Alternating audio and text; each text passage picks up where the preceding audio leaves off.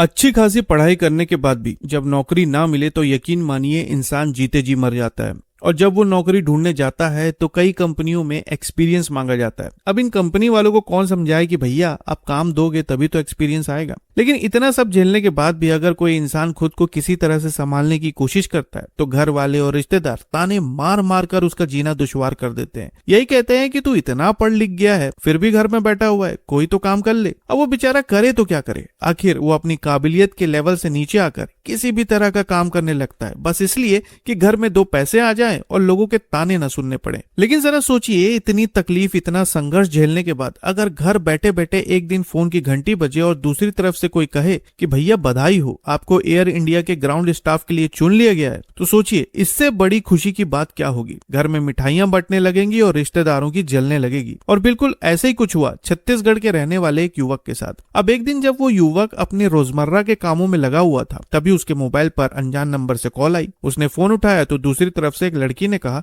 कि नमस्ते सर, मैं एयर इंडिया के एचआर डिपार्टमेंट से बोल रही हूँ। अब इतना सुनने के बाद युवक के दिल की धड़कनें तेज हो गई। उसने कहा कि बताइए मैम, आपने किस लिए फोन किया है। दूसरी तरफ से मैडम ने कहा कि आपका रेज्यूमे हमारे सिस्टम में शॉर्टलिस्ट हुआ है और आपको एयर इंडिया के ग्राउंड स्टाफ के लिए चुन लिया गया है। अब इतना सुनते ही युवक की खुशियों का ठिकाना ही नहीं रहा। अब उसने पूछा कि बताइए मैम, मुझे आगे क्या करना है। तब उस एचआर ने कहा कि आपको ज्यादा कुछ नहीं करना है, आपको रजिस्ट्रेशन और प्रोसेसिंग फीस जमा करनी होगी और उसके बाद आपकी नौकरी पक्की हो जाएगी। अब कुछ देर की बात के बाद युवक ने अपने यूपीआई के जरिए 14,500 रुपए ट्रांसफर कर दिए और पैसे ट्रांसफर करने के बाद युवक से कहा गया कि आपको जल्द ही अपडेट कर दिया जाएगा कि आपको ज्वाइनिंग के लिए कब आना है। युवक ने फोन रख दिया, लेकिन फिर कुछ देर बाद उसने फिर से उस नंबर पर फोन करने की कोशिश की। शायद वो कुछ पूछना भूल गया था।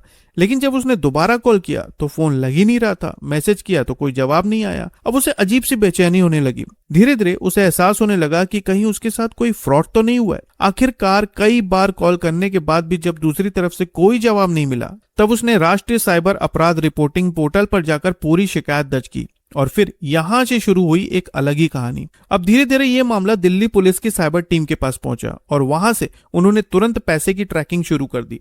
एक एक कड़ी को जोड़ते गए और जांच में ये बात सामने आई कि पीड़ित की भेजी गई रकम एक बैंक खाते में जमा हुई थी और वहां से ये पैसा पूर्वी दिल्ली के एक एटीएम से निकाल लिए गए थे। जानकारी हाथ लगते ही 20 अगस्त को पूर्वी जिला साइबर थाने में भारतीय न्याय संहिता की संबंधित धाराओं के तहत एफआईआर दर्ज की गई और आरोपियों की तलाश तेज हो गई। पुलिस टीम बैंक खाते के मालिक तक पहुंची और 30 साल के मोहम्मद जैद को लक्ष्मी नगर इलाके से दबोच लिया गया। वैसे खबरों में कहा जा रहा है कि जैद दिल्ली के वजीराबाद का रहने वाला था। अब जब पुलिस ने उससे पूछताछ शुरू की तो वो भी हैरान रह गए। जो शख्स खुद को एयर इंडिया का अधिकारी बताकर लोगों को नौकरी दिलाने का झांसा दे रहा था वो असल में खुद स्कूल ड्रॉप आउट निकला और बड़ी बात यह थी कि वो खुद बेरोजगार था। अब जब धीरे धीरे जांच आगे बढ़ी तो इस पूरे खेल में दो और किरदारों का पता चला। ये थी वो दो महिलाएं जिन्हें गिरफ्तार कर लिया गया है। इनमें से एक की उम्र 24 साल है जिसने बीए सेकंड ईयर तक की पढ़ाई की, उसके बाद उसने पढ़ाई छोड़ दी। वहीं दूसरी 21 साल की है जिसने सिर्फ 12वीं तक की पढ़ाई की। अब मजे की बात यह है कि ना इन्होंने किसी से एचआर की डिग्री ली थी, ना ही इन्हें एविएशन इंडस्ट्री का रत्ती भर अनुभव था।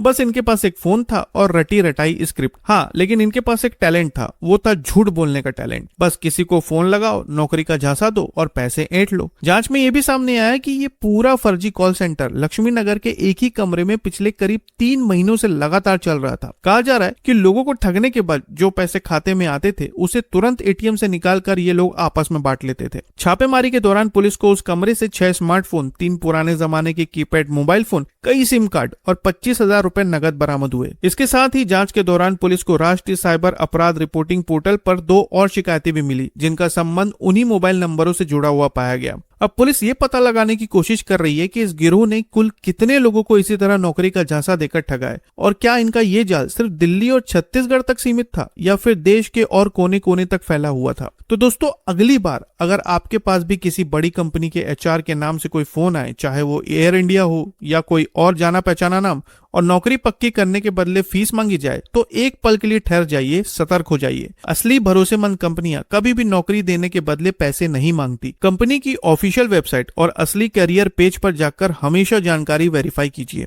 और किसी भी अनजान नंबर से आए ऐसे सुनहरे ऑफर पर आंख मूंद कर भरोसा मत कीजिए, वरना सपना पूरा होने से पहले ही जेब खाली हो सकती है। वैसे इस पूरे मामले पर आप क्या कहना चाहेंगे कमेंट में जरूर बताइएगा। फिर मिलेंगे एक और नई खबर के साथ, तब तक के लिए आपका बहुत बहुत धन्यवाद।